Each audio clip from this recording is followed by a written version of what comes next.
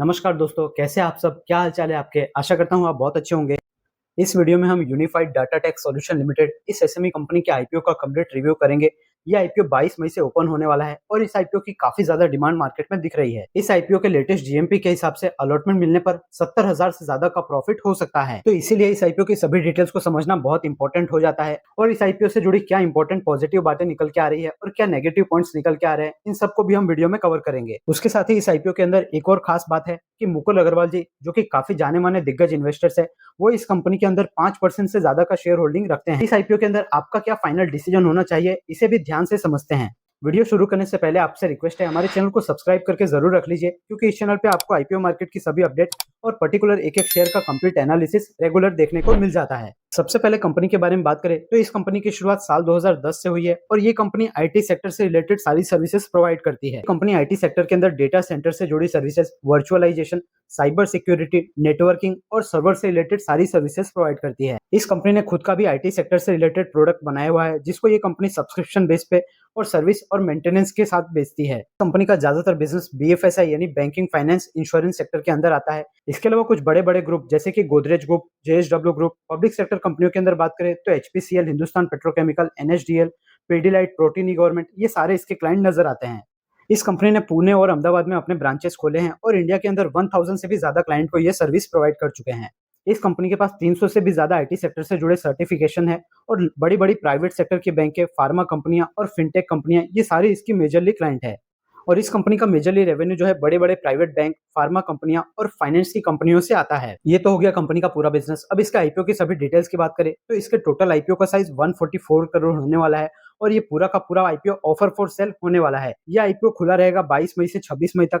10 रुपए की face value पे यह आईपीओ लाया जा रहा है और आईपीओ का प्राइस बैंड 260 रुपए से 273 रुपए रखा गया है। 27 मई को इसका अलॉटमेंट मिल जाएगा और 29 मई को इसकी लिस्टिंग होते हुए दिख जाएगी। रिटेल कैटेगरी के लिए इस आईपीओ में 35% का रिजर्वेशन रखा गया है। रिटेल कैटेगरी में एक लॉट 400 शेयर्स का होने वाला है। 1,09,200 रुपए मिनिमम अमाउंट चाहिए। आईपीओ के बाद प्रमोटर का हिस्सा इस कंपनी में 60% के करीब रह जाएगा, यानी कि वो 26% स्टेक इस आईपीओ के जरिए बेच रहे हैं। सबसे जरूरी चीज कंपनी के फाइनेंशियल के बारे में बात करें, कंपनी के रेवेन्यू में भी हमें हर साल काफी अच्छा ग्रोथ देखने को मिल रहा है।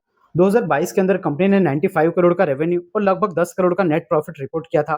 अगले साल कंपनी ने 113 करोड़ का रेवेन्यू और 10.5 करोड़ का नेट प्रॉफिट रिपोर्ट किया।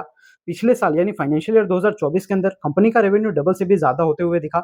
267 करोड़ का कंपनी ने रेवेन्यू और प्रॉफिट भी कंपनी का 2 गुना से ज्यादा, लगभग 25 करोड़ का कंपनी ने नेट प्रॉफिट रिपोर्ट किया है। फाइनेंशियल ईयर 2025 के लिए 11 महीने में अभी तक कंपनी ने 203 करोड़ का रेवेन्यू और लगभग 32 करोड़ का नेट प्रॉफिट रिपोर्ट कर लिया है। कंपनी के प्रॉफिट और रेवेन्यू में हर साल हमें अच्छा खासा ग्रोथ देखने को मिल रहा है और 2023 से 2024 के अंदर तो एक्स्ट्रा ऑर्डिनरी ग्रोथ दिख रहा है। ये एक आईटी सेक्टर की कंपनी है, तो बेसिकली इसका बिजनेस एसेट लाइट मॉडल पे देखने को मिलता है। इसके लिए इस कंपनी पे किसी भी प्रकार का कोई कर्जा देखने को नहीं मिल रहा। कंपनी के पास 75 करोड़ के रिजर्व भी पड़े हुए हैं। आरओई और आरओसी रेशियो की बात करें तो वो 50% के करीब नजर आ रहे हैं और कंपनी का प्रॉफिट मार्जिन 10% के करीब है। आईपीओ की हायर प्राइस के हिसाब से इस कंपनी का टोटल मार्केट कैप 550 करोड़ के लगभग का बनेगा, जो कि एसएमई सेगमेंट के लिए काफी बड़ी कंपनी है। एक तरह से कह सकते हैं आप, मेन बोर्ड में जो छोटी कंपनियां होती है वो इस तरह की कंपनियां होती है। सबसे जरूरी चीज, इसके लेटेस्ट ग्रे मार्केट प्रीमियम की बात करें तो अभी कल तक इसका लेटेस्ट ग्रे मार्केट प्रीमियम 64% के करीब चल रहा था, पर आज हमारे मार्केट के अंदर थोड़ी गिरावट देखने को मिली, जिसके हिसाब से इसका जो ग्रे मार्केट प्रीमियम है वो 22% के करीब आ चुका है। जैसे ही मार्केट के अंदर वापस तेजी देखने को मिलेगी तो ये ग्रे मार्केट प्रीमियम और भी बढ़ता हुआ नजर आ सकता है। आप यहाँ पर जानते ही होंगे कि ग्रे मार्केट प्रीमियम जो होता है ये सिर्फ एक अंदाजा होता है, 100% इसके भरोसे नहीं रहना चाहिए। तो सारी चीजें देखने के बाद अब सबसे वैल्यूएबल पार्ट पे आते हैं, यानी कंक्लूजन की बात करते हैं। तो देखिए, उसके लिए हमें इस कंपनी के पॉजिटिव और नेगेटिव दोनों को कंपेयर करना पड़ेगा। तो सबसे अच्छी चीज तो इस कंपनी की यही नजर आ रही है कि कंपनी आईटी सेक्टर के अंदर काम करती है और ये कंपनी डेटा सेंटर और सर्वर से रिलेटेड सर्विसेज प्रोवाइड करती है, जिसकी जरूरत हर कंपनी को होती है और इसकी डिमांड लगातार बनी रहती है। दूसरी सबसे अच्छी चीज देखने को मिल रही है इस कंपनी के फाइनेंशियल्स। लगातार इस कंपनी के रेवेन्यू और प्रॉफिट में हमें अच्छा खासा जंप देखने को मिल रहा है।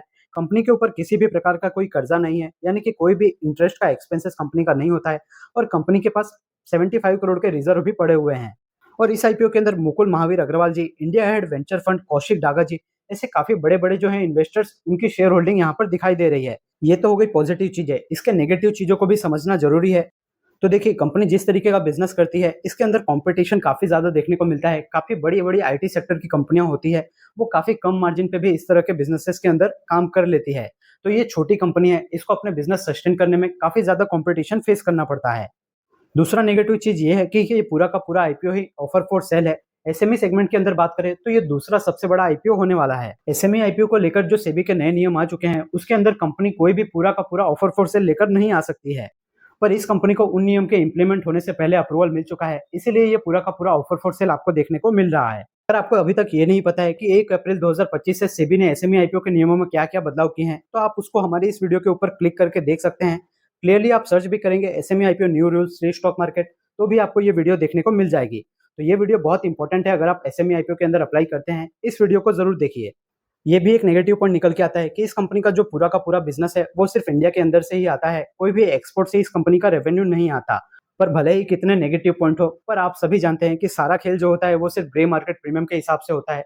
80 से 90% लोग सिर्फ़ ग्रे मार्केट प्रीमियम को देख के ही अप्लाई करने के बारे में सोचते हैं। आप इस आईपीओ के अंदर किस तरह से डिसीजन लेने वाले हो? क्या आप अप्लाई करोगे या नहीं? ये कमेंट सेक्शन में ज़रूर बता देना। और अगर अप्लाई कर रहे हो तो लिस्टिंग इन के लिए करोगे या लॉन्ग टर्म के लिए, ये भी ज़रूर बताना। अगर इस वीडियो से आपकी हेल्प हुई है, अगर आपको सारी जानकारी क्लियरली समझ में आई है और वीडियो इन्फॉर्मेटिव लगा है, तो इस वीडियो को एक लाइक ज़रूर कीजिए।